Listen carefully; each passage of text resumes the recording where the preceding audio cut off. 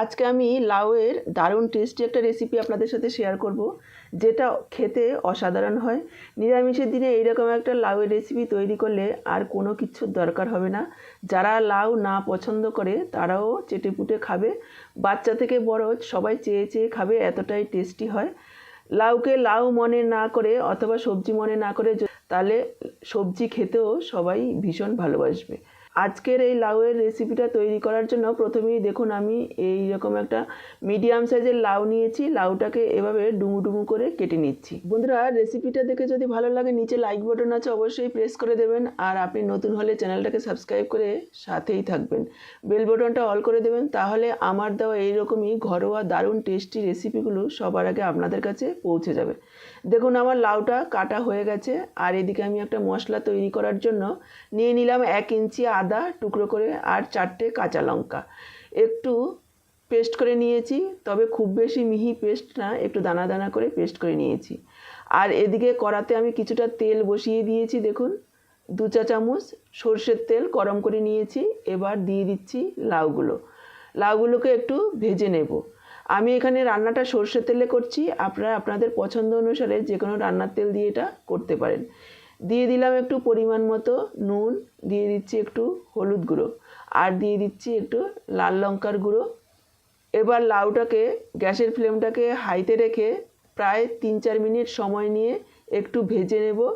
নাড়াচাড়া করে একটু ঢেকে দেবো, ঢেকে ঢেকে ভাজবো, এতে করে লাউটা সেদ্ধও হয়ে যাবে, ভাজাও হয়ে যাবে। রান্না করতে আমাদের সময়টা কম লাগবে। লাউটাকে ঢেকে ঢেকে প্রায় 4-5 মিনিট সময় নিয়ে ভেজে নিয়েছি। এবার লাউটাকে তুলে নেব।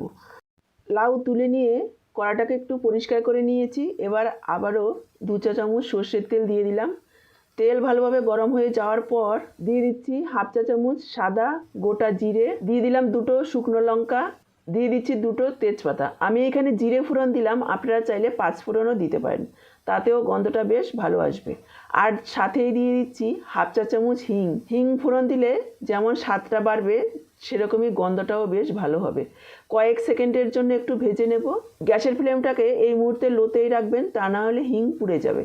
এবার দিয়ে দিচ্ছি যে আদা আর কাঁচা লঙ্কার পেস্টটা তৈরি করে রেখেছি সেটা 1 মিনিট মতো একটু লো ফ্লেমে ভেজে নেব, যাতে আদার কাঁচা গন্ধটা চলে যায়। আদা কাঁচা লঙ্কাটাকে ভেজে নিয়েছি। এবার কিছু গুঁড়ো মশলা যোগ করে দেব। দিয়ে দিলাম 1/2 চা চামচ ধনে গুঁড়ো, 1/2 চা চামচ জিরের গুঁড়ো, 1/2 চা চামচ দিয়ে দিলাম হলুদ গুঁড়ো, দিয়ে দিলাম একটু পরিমাণ মতো নুন। আমি এখানে আর লাল লঙ্কাটা দেবো না, যেহেতু কাঁচা লঙ্কা দিয়েছি। লাউয়ের তরকারিতে খুব বেশি একটা ঝাল ভালো লাগে না, একটু কম ঝালই খেতে বেশি ভালো লাগে। আর যোগ করে দিলাম 1 চা চামচ মৌরি গুঁড়ো। মৌরি গুঁড়োটা অবশ্যই দেওয়ার চেষ্টা করবেন, তাহলে খেতে ভীষণই ভালো লাগবে। যেমন গন্ধ তেমনই স্বাদ। হিং আর মৌরির গন্ধ মিলে যেমন স্বাদটা ভালো লাগবে, তেমনি গন্ধটাও দারুণ হবে, অসাধারণ খেতে হয়। যোগ করে দিলাম 1 চা চামচ কাশ্মীরি লাল লঙ্কার গুঁড়ো। এটা সম্পূর্ণ অপশনাল, আপনারা চাইলে নাও দিতে পারেন। এবার সম্পূর্ণ মশলাটাকে 1 থেকে 1.5 মিনিট একটু কষিয়ে রান্না করে নেব। গুঁড়ো মশলাগুলো প্রথমে একটু তেলের মধ্যে মিশিয়ে নিচ্ছি। গ্যাসের ফ্লেমটা এই মুহূর্তে লোতেই আছে, তা না হলে গুঁড়ো মশলা পুড়ে যাবে। অবশ্যই লোতে রেখে তারপর মিশিয়ে নেবেন। একটু নাড়াচাড়া করে মিশিয়ে নিয়ে আমি এখানে যোগ করে দিচ্ছি 1 বড় চামচ জল। এটা লাউ ভাজার যে জলটা ছিল সেখান থেকেই আমি জলটা দিলাম। এই জলটা দিয়েই মশলাটাকে কষিয়ে নেব। এইভাবে একটু উষ্ণ গরম জল দিয়ে মশলা কষিয়ে নিলে মশলার স্বাদ অনেকটাই বেড়ে যায়।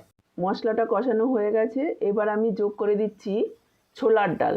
এখানে 1/2 কাপ ছোলার ডাল আমি 3 থেকে 4 ঘন্টা ভিজিয়ে রেখেছি, সেই ডালটাই জল ঝরিয়ে নিয়ে এসেছি। এবার দিয়ে দিচ্ছি। ডালটাকেও মশলার সাথে প্রায় 3-4 মিনিট সময় নিয়ে এভাবে নাড়াচাড়া করে কষিয়ে নেব, এতে করে ডালের স্বাদ অনেকটাই বেড়ে যাবে, একটু ভাজা ভাজা হবে মশলার সাথে। দেখুন প্রায় 3-4 মিনিট সময় নিয়ে মশলার সাথে ডালটাকে কষিয়ে নিয়েছি। এবার যোগ করে দিচ্ছি ভেজে রাখা লাউ ডালের মধ্যে সেদ্ধ করে রান্নার থেকে এইভাবে ভেজে যদি রান্না করা যায়, স্বাদ অনেকটাই বেড়ে যায়। দেখুন বন্ধুরা, সবজি খাওয়া আমাদের শরীরের পক্ষে ভীষণই ভালো, তবে আমরা যদি সবজিকে সবজি মনে না করে তাহলে সবজির স্বাদটাও কিন্তু অনেকটাই বেড়ে যায়।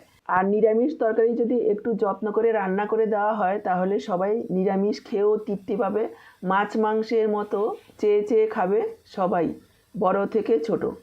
দেখুন লাউটাকেও আরও 2-3 মিনিট সময় নিয়ে মশলার সাথে ডালের সাথে কষিয়ে রান্না করে নিয়েছি। এবার দিয়ে দেব জল। এখানে জলটা পরিমাণ বুঝে দেবেন, ডালটাও সেদ্ধ হবে, লাউও সেদ্ধ হবে, সেই পরিমাণ বুঝে জল দিতে হবে। আবার ছোলার ডাল যেহেতু আছে, একটু জল ঠান্ডা হওয়ার পর টেনে নেবে। তবে এটা খুব বেশি একটা পাতলা ডাল হবে না, একটু মাখো মাখো টাইপের হবে। কিন্তু এখানে কিন্তু যোগ করতে হবে ফুটন্ত গরম জল। অবশ্যই গরম জল যোগ করবেন, তাহলে ডালটা ভালো সেদ্ধ হবে তাড়াতাড়ি। আর ডাল অবশ্যই ভিজিয়ে রাখবেন, তাহলে তাড়াতাড়ি সেদ্ধ হয়ে যাবে। আর যদি সঙ্গে সঙ্গে রান্না করতে হয়, তাহলে ডালটাকে প্রথমেই প্রেসারে সিটি দিয়ে অথবা সেদ্ধ করে নিতে হবে আলাদাভাবে। তা না হলে লাউয়ের সঙ্গে ডাল তাড়াতাড়ি সেদ্ধ হবে না, ডাল শক্ত থেকে যাবে আর লাউ সেদ্ধ হয়ে যাবে। আমি দিয়ে দিলাম পরিমাণ মতো জল, দিয়ে দিলাম 1 চা চামচ চিনি। চিনি অবশ্যই একটু দেবেন, যেহেতু নিরামিষ তরকারি খেতে ভালো লাগবে। এবার আরও একবার সব কিছু একসঙ্গে মিশিয়ে নিচ্ছি। মিশিয়ে নিয়ে ঢেকে প্রথমে 2 থেকে 3 মিনিট হাই ফ্লেমে ফুটিয়ে নেব। তারপর আরও 7 থেকে 8 মিনিট লো ফ্লেমে ফুটিয়ে রান্না করে নিতে হবে, যাতে ডাল লাউ সব কিছু খুব সুন্দরভাবে সেদ্ধ হয়ে যায়। দেখুন, প্রায় টোটালে 10 থেকে 12 মিনিট রান্না করে নিয়েছি। খুব সুন্দরভাবে লাউ ডাল সেদ্ধ হয়ে গেছে, আর কালারটাও কতটা সুন্দর হয়েছে দেখুন। একবার দেখিয়ে দিচ্ছি, দেখুন ডালটা গোটা গোটা আছে, অথচ টিপ দিলে একেবারেই গলে যাচ্ছে। এভাবে ছোলার ডালটাকে লাউ দিয়ে রান্না করে নিতে হবে। এবার আমি তেজপাতাগুলো তুলে ফেলে দিচ্ছি। তারপর এখানে যোগ করে দিচ্ছি 2 টেবিল চামচ টমেটো কেচাপ। টমেটো কেচাপটা দিলে খেতে অসাধারণ একটা টেস্ট আসে। আপনারা চাইলে টমেটো কুচিও দিতে পারেন, তবে আরও 3-4 মিনিট ফুটিয়ে রান্না করে নিতে হবে। যখন লাউ ডাল দেওয়া হবে তখন টমেটো দেওয়া যাবে না, যেহেতু টক আছে, তাহলে ডালটা সেদ্ধ হতে সময় বেশি লাগবে। আমি এখানে যোগ করে দিলাম 1/2 চা চামচ গরম মশলার গুঁড়ো, আর দিয়ে দিচ্ছি একটু ধনেপাতা কুচি। আরও একবার সব কিছু একসঙ্গে মিশিয়ে নেব। এবার সব কিছু মিশিয়ে নিয়ে ঢেকে রেখে দেবো 5 মিনিট। এতে করে গরম মশলা ধনেপাতার গন্ধটা ভালোভাবে মিশে যাবে। গ্যাসটা অফ করে দেব। এখন যেইটুকু পাতলা দেখা যাচ্ছে, ঠান্ডা হওয়ার সাথে সাথে আরও একটু ঘন হয়ে যাবে। 5 মিনিট পর দেখুন সার্ভ করে দিয়েছি, খাওয়ার জন্য একেবারেই রেডি।